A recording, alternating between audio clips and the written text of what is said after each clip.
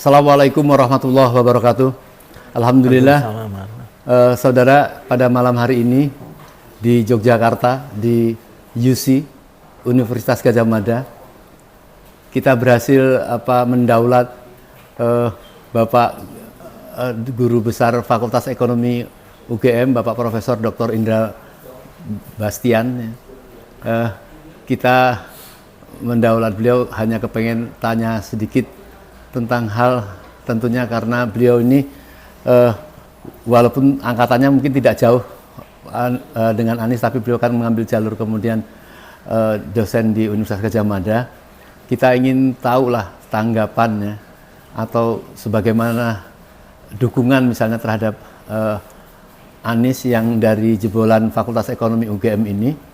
Dan lebih jauh dari itu, sebenarnya kita ingin menanya bagaimana nih kekhawatiran rakyat terhadap pendukungan Anies menghadapi oligarks atau para partai gitu dalam membiayain proses pilpres ini, kan saya kira tidak sederhana. Sedangkan masyarakat itu ingin mengharapkan satu pendanaan itu bersih, tidak tergantung oleh oligarks atau partai yang kemudian nanti justru mereka lah yang akan diatur oleh Anies. Tentu ini sangat sensitif ya, artinya ini bukan sekedar dukung-mendukung, kalau ini kan masalah profesional, tapi tentu diharapkan masukan-masukan kepada Mas Anies itu seperti apa. Assalamualaikum Mas Dr. Ida. Maaf ini ganggu malam-malam. Terima kasih. Ya, jadi istilahnya begini ya. Kami ini sekelompok orang yang di dalam pemilihan presiden yang kali ini adalah orang yang pasti memilih Anies bukan karena apa-apa, tapi karena kami tahu Anies sejak sekolah. Pertemanan kami yang begitu lama dan pengembangan kami, sehingga kami tahu Anies, istilahnya bahasanya itu I know him at school ya. Itu terjadi pada waktu, kalau cerita di berbagai pemerintahan ya, John F. Kennedy, itu teman-teman sekolahnya. Tony Blair, itu teman-teman sekolahnya ya. Teman-teman sekolah ini ya menjadi teman-teman loyalis kita ketika kita mulai menempuh karir kita. Demikian juga untuk Anies. Kami ini adalah loyalis yang terbentuk karena sejarah Anies. Kami tahu Anies. Kami pada waktu itu juga ikut pemilihan Anies menjadi ketua senat. Jadi karakter dan sebagainya. Itu kami tahu, jadi enggak bertanya kebetulan satu fakultas, ya, sehingga kami tahu Anies, jadi seperti posisi itu. Yang kedua, kita tahu ya bahwa presiden itu totally ya sebetulnya tentang karakter. Sehingga kita memilih presiden itu bukan hanya ketika supaya dia jadi presiden, tapi bagaimana cara dia untuk menjadi presiden. Ya. Jadi prosesnya ini loh yang penting. Prosesnya ini penting lah. Maka ini jargon yang dimunculkan Anies sebagai ikonnya keadilan itu menjadi penting bukan hanya pada nanti di hasil setelah beliau menjabat, kalau berhasil, kalau terpilih, tetapi sebelumnya juga mulai harus ditunjukkan. Nah, salah satu hal yang penting di sini yang kita lihat di dalam perjalanan karir Anies ya, bahwa ketika beliau menjabat pada posisi yang paling jelas itu adalah kewilayahan teritorial itu di DKI, karakter itu ditunjukkan. Ya, jadi ini ya, jadi hati-hati ketika kita melihat bagaimana karakter yang ditunjukkan itu seperti apa. Ya. Pak Anies itu kelihatan sekali pada waktu dia sudah hampir turun, dia menjelaskan apa prestasinya. Ya. Yang ditunjukkan oleh Pak Anies bukan saya membangun ini, saya bukan membangun ini.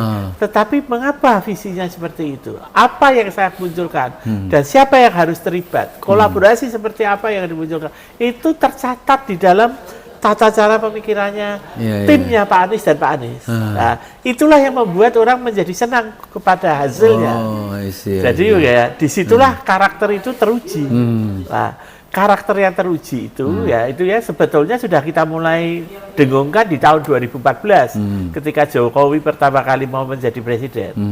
Kita pingin karakter itu teruji ketika dia masih pemimpin di wali kota, gubernur. Ya. Sekarang ini yang ditunjukkan oleh Pak Anies, dia teruji di DKI. Nah, jadi disitulah kita kalau ada yang memilih Pak Anies itu pasti karena track record, ya, bukan karena bagaimana Pak Anies bisa meyakinkan atau orang-orang itu, tapi track record itulah yang kita inginkan sekarang. Jadi ini kerinduan lama ya, kerinduan lama bangsa ini ketika dia menghadapi pemilu. Tahun 2014 Pak Sutiyoso juga sudah mengatakan di Amerika, di orang-orang yang menguasai senator sudah bertahun-tahun baru dia mendaftarkan, track record-nya termuncul, karakternya teruji. Apa sebaiknya yang perlu dirinci ulang tentang track record itu, yang terpenting itu seperti apa? Satu, yaitu memenuhi kebutuhan. Yang kedua, bahwa melibatkan kolaborasi stakeholders, ya, tanpa mengindahkan salah satu. Ya, yang ketiga berikutnya transparansi dalam bidang keuangannya. Jadi 3 hal itu apabila dimunculkan, maka dia akan menjadi pelayan publik yang bagus. Sehingga kalau dalam pemilu ini menjadi penting untuk seorang calon presiden, satu juga bahwa dia memenuhi kebutuhan apa yang bangsa ini ada. Dia stage sekarang bangsa kita dalam posisi apa, masalahnya apa, bisakah dia memecahkan. Yang kedua berikutnya, kalau kita melihat pada stakeholders mana yang terlibat, yang mendukung, dan berikutnya akhirnya memberi masukan. Dan yang ketiga, secara keuangan, transparansi dan kemandirian dari seorang presiden, sehingga dia tidak menjadi terjerat kakinya ketika dia sudah jadi. Nah, ini melanjutkan pertanyaan yang kedua tadi, lebih rinci ini kan. Ini kan sebenarnya yang sangat sensitif sekali. Bagaimana Mas Anies berjanji untuk tidak dikendalikan oleh oligarks dan atau kan partai dalam proses ini pilpres ini, karena orang cukup sekarang ini percaya sama kejujuran dan lurus atau track record yang kemarin, tetapi masuk kepada ini kan pasti akan memerlukan biaya yang banyak, dan orang berebutan itu. Bagaimana masukan-masukan Mas Profesor Indra Bastian ini terhadap saran kepada seorang sahabat? Jadi yang dibutuhkan untuk memenangkan pemilu ini secara anggaran, setelah kita hitung bersama itu sekitar puluhan triliun minimal sampai dengan ratusan. Ya. Tetapi satu yang paling penting adalah tugas menjadi tugas besar perjuangan dilakukan oleh tim Pak Anies maupun Pak Anies sendiri, ada membalikkan paradoks. Selama ini orang mengatakan saya memilih karena saya dapat sesuatu, 300.000 bisa dibeli 400.000, ada serangan pajak. Mari kita balik bahwa dia bisa memberikan hanya Rp5, dia memberikan uang Rp5, tapi pemimpinnya nanti akan bisa memenuhi apa yang diperlukan secara umum. Jadi itu ada fundraising yang mengurusin itu ya? Bukan partai-partai yang mengatur tentang itu, mestinya gitu. Ya, semua pengalaman kita di pemilihan presiden yang ada di Amerika, Obama, maupun di Tony Blair, maupun di tempat di Jepang, itu menunjukkan bahwa satu, mereka punya tim fundraising yang mencatat bagaimana masyarakat itu mendukung, bagaimana masyarakat itu mengikatkan diri sejak awal, walaupun jumlahnya ada yang kuatnya cuma 5 yen kalau di Jepang, itu, tapi dia nyumbang dengan harapan bahwa saya akan mendapatkan perlakuan lebih bagus dan sebagainya. Itu dicatat oleh timnya. Dan kemudian masuk kepada presiden, dan presiden melihat, PM-nya di sana melihat, dan mereka melakukan suatu hal yang bagus. Jadi seperti itu. Yang kedua berarti kan tata cara, ini tugas presiden ini adalah presiden, dengan itu dia harus bisa mempertanggungjawabkan transparansi pelaporannya, kebersihannya sesuai dengan hukum yang ada. Dan yang ketiga, sebetulnya masyarakat kita itu sudah terbiasa. Kenapa? Kalau ada lihat ya zakat ya, pilihan kita masuk. Kalau ada saweran ya, bencana alam dan sebagainya, kita balik. Sebetulnya secara momentum kita sudah terlatih. Cuman kita bagaimana momentum itu kita lakukan untuk suatu pemilihan demokrasi atau pengejawantahan uang zakat untuk lari pada perjalanan ini bagaimana? Jadi investasi sosial. Investasi sosial. Donasi investasi sosial yang di masyarakat harus diberikan pemahaman bahwa inilah cara kita berjuang untuk menciptakan kesejahteraan. Bukan mendapatkan uang, tapi memberikan sedikit uang kita kepada proses pemilihan pemimpin ini, sehingga yang kita bisa ikut memastikan bahwa 5 tahun ke depan pemerintahan itu akan berjalan dengan baik untuk kepentingan bangsa. Jadi bagaimana Mas teknisnya? Misalnya saya tertarik ini dengan fundraising tadi ya. Apakah menanyakan kepada Mas Anies dulu oke dulu baru kemudian dibentuk fundraising, atau sudah bergerak dulu kemudian menawarkan kepada Mas Anies ini? Ya, pas di semua negara, di pengalaman kita di berbagai pemilihan umum, the chief of fundraising itu selalu calon. Jadi Obama itu calon daripada chief of fundraisingnya. Dia yang memimpin itu, dia yang menggerakkan, dan memang ada beberapa temannya yang berikutnya juga memberikan konsep-konsepnya. Ya, kemudian dengan hal itu, kemudian sebagai chief of fundraising, dia bisa menemui semua orang dan bisa memahami apa kebutuhan-kebutuhan yang terjadi di lapangan. Mas Indra pernah mempelajari tentang bagaimana aturan fundraising di dalam KPU misalnya terhadap itu. Jadi di KPU itu memang ada batasan. Ada 750 juta, ya mungkin nanti ini yang harus dikembangkan. Tetapi kalau kita melihat pengalaman yang ada, selalu ada jalur-jalur yang memang masih mungkin. Seperti juga di Amerika Serikat, ketika Obama melakukan inovasi di dalam fundraising, itu KPU Amerika belum sampai ke sana loh. Dan sekarang pada waktu pemilihannya yang sekarang ini, yang setelah Joe Biden ini, itu baru peraturan baru yang dikembangkan. Jadi memang tergantung pada calon. Jadi sekarang kalau misalnya Mas Anies sudah mempersiapkan secara